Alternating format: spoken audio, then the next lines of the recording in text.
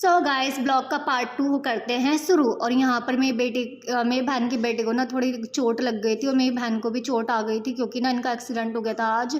तो मेरी बहन का जो ये लड़का है ना, इसका ना बहुत ज़्यादा मुंह सूज गया था, मतलब कि बहुत ज़्यादा इसको चोट आई थी फेस पर। तो उसके बाद मैं इसको कह रही थी, देखो ब्लॉग में हंसाने की कोशिश कर रही थी, बट ये हंस नहीं रहा था, गुमसुम हो रखा था बिल्कुल।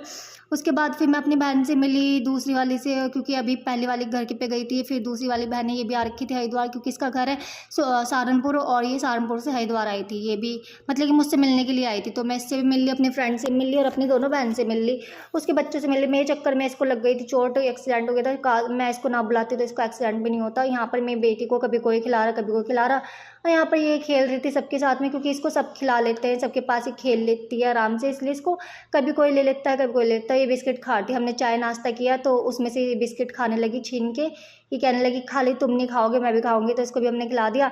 उसके बाद थोड़ी बातचीत की, क्योंकि मैं अपनी बहन से, अपनी फ्रेंड से, सबसे मिली थी 2 साल बाद पूरे, क्योंकि प्रेगनेंसी हो गई थी। उसके बाद फिर ये हो गई थी मेरी बेटी, तो मैं कहीं जा नहीं पाई थी, इसलिए काफ़ी टाइम बाद मैं इन लोगों से मिली। तो बहुत लंबी बातचीत चली हमारी। बहुत लंबी बात होने के बाद फिर हमने थोड़ा सा जाने का प्लान किया, हम जाने लगे। ये किस्सी कर रही है, टाटा बाय बाय कर रही है अपनी मौसियों को, अपनी बहनों को। तो यहाँ पर हम आ चुके थे, मैं दूसरी बहन के पास आ गई थी यहाँ पर। और यहाँ पे तरबूज खाने लगे हम, ये इधर खिलाने लगी, ये इधर गुमसुम बैठा है आराम से बेचारा।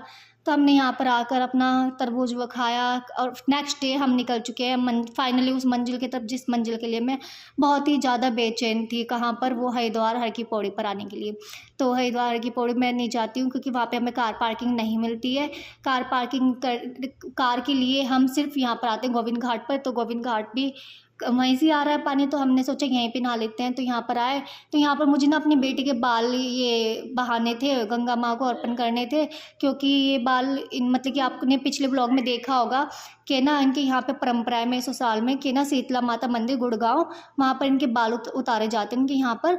तो वहाँ पर मैं गई थी बाल उतारने के लिए, थोड़े से बाल वहाँ पे उतार के फिर उसके बाद सारे बाल मैंने जो बाहर उतरवाए थे वो मैंने अपनी पन्नी में रख लिए थे। मैंने कहा यहाँ से भी गंगा माँ को ही जाएंगे और मैं भी गंगा माँ को ही जाकर अर्पण करूँगी। तो मैंने यहाँ पे दिया जलाया, उसमें बाल रखे और यहाँ पर दिया जला के गंगा माँ को बाल अर्पण कर दिए।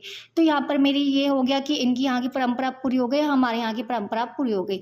तो मैंने दोनों परंपरा को निभाते हुए फिर यहाँ पर सबसे पहले अपनी बेटी के गंगा बाल जो भी है, गंगा माँ को बाल अर्पण करते हुए फिर उसके बाद मैंने यहाँ पे एंजॉय किया, बहुत एंजॉय किया। बहुत ज़्यादा गर्मी थी और यहाँ पे मज़े लेते हुए एंजॉय करते हुए आया। इतना ठंडा ठंडा पानी, इतना मन कर रहा है अभी भी ना, पानी देख के अभी भी इतनी गर्मी लग रही है कि मन कर रहा है मैं हरिद्वार ही चली जाऊँ।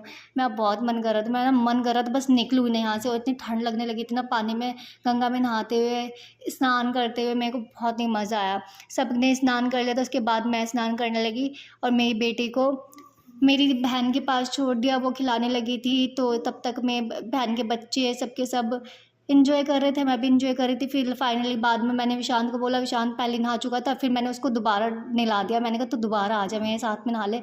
तो वो दोबारा फिर कपड़े बदल के फिर दोबारा आ गया। और यहाँ पर मेरी बेटी खेल रही थी मेरी बहन के साथ में, धूप बहुत ज़्यादा हो रही थी, पर यहाँ पे तब गंगा में हम नहाए थे ना, तो धूप का पता भी नहीं चल रहा था। फिर हम थोड़ा गंगा जल भरा, गंगा जल भरने के बाद ये गंगा जल भरने के लिए ना, ये देखो कहाँ जाएगा। मैंने कहा इधर से बैठ के भर ले। तो जैसे ही ये इधर बैठता है ना, इस पे आता है करंट नहीं आता, मतलब कि झंझनान सी होती है, क्योंकि पानी बहुत ज़्यादा था, इतना ज़्यादा पानी था कि ना पानी बाहर भी आ गया था। और फिर ना एकदम इतना निकला ये डर के, और फिर मुझे भी निकाला। फिर बाद में पता चला वो करंट नहीं था, वो पानी से ही थोड़ा सा वाइब्रेट हो रहा था, तो इसलिए। फिर उसके बाद हमने गंगा जल भरवाया कहीं, वहाँ पे बहुत सारे लड़के मतलब कि गंगा के बीच में जा रहे थे, नहा रहे थे, तैर रहे थे, तो हमने उनको दिया, उन्होंने कैन भर के दी, हमें गंगा जल भर के दिया इसके अंदर, कैन के अंदर।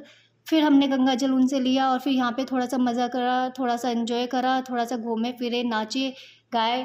उसके बाद हम चल दिए कहाँ, अभी तो रुको रुको, अभी तो बहुत लंबा ब्लॉग है, अभी तो आप टेंशन मत लो। जो भी जिसको अभी आगे का पार्ट मतलब कि आगे का ब्लॉग भी देखना है, वो पार्ट 3 के लिए रुके रहो और 3 पार्ट के लिए वेट करो। जल्दी 3 पार्ट भी आएगा, बहुत इंजॉय करते हुए मिलेंगे हम लोग। और विशांत का क्या हाल हुआ आगे वो भी आपको मैं दिखाऊंगी। तो आपको ब्लॉग कैसे लगते हैं कमेंट में मुझे बताना, और तीसरे पार्ट के लिए भी रुके रहो, थमे रहो, बहुत ही मज़ा आने वाला है। तीसरे पार्ट में तो सारा मज़ा है यार, देखते रहो मेरा ब्लॉग प्रिया राठौर के चैनल पर। Bye bye.